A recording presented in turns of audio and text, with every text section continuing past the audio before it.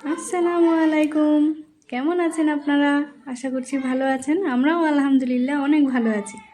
আজকে আমি ভীষণ হ্যাপি, কারণ আমরা যাচ্ছি বাড়িতে। এইগুলো আগের কিছু ভিডিও ক্লিপ ছিল, সেইগুলো আপনাদের সাথে শেয়ার করছি। পুরো ভিডিওটি দেখবেন, আশা করছি আপনাদের ভালো লাগবে। বাড়ি যাব বলে অনেক দিন আগে থেকেই প্রিপারেশন শুরু হয়ে গেছিলো। এই যে দেখতে পাচ্ছেন, দিদির সাথে আমি যাচ্ছি ক্যান্টিনে। বাড়ি গেলে সবার জন্যই কিছু না কিছু জিনিস নিয়ে যাই ক্যান্টিন থেকে। এই মাসে কতবার যে ক্যান্টিনে গেলাম আমি নিজেও জানি না।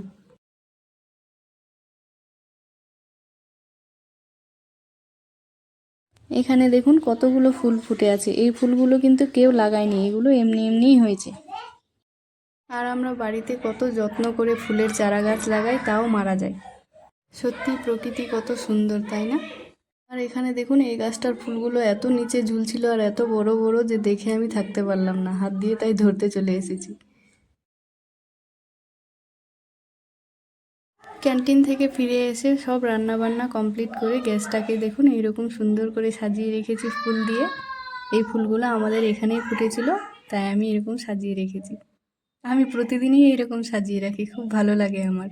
আপনারা কে কে আমার মতো এরকম সাজিয়ে রাখেন কমেন্টে অবশ্যই জানাবেন। কি কিউট লাগছে আমার ওভেনটাকে দেখতে, তাই না? বাইরে আমার বেটু আর ওর ফ্রেন্ডগুলো খেলছে, তাই ওদের খেলার আওয়াজ আসছে ভিডিওতে, একটু মানিয়ে নেবেন।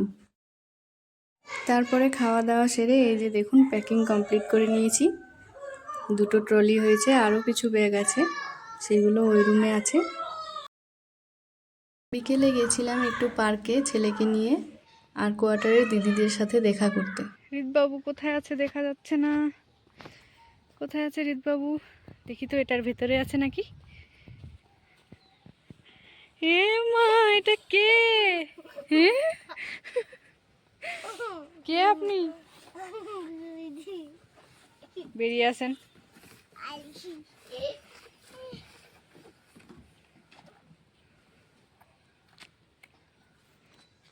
মজা হলো? আসো আসো আসো।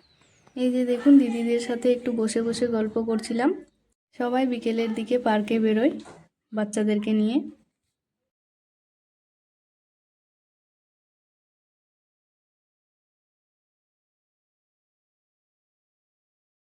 গল্প করতে করতে সন্ধ্যা হয়ে গেছে। দেখুন এখানে আরও কিছু দিদির সাথে দেখা হয়ে গেছে। এখানকার এটাই লাস্ট ভিডিও, এরপরে বাড়ি থেকে ভিডিও করব। আজকের দিনটা সবার সাথে খুব মজা করে কাটালাম।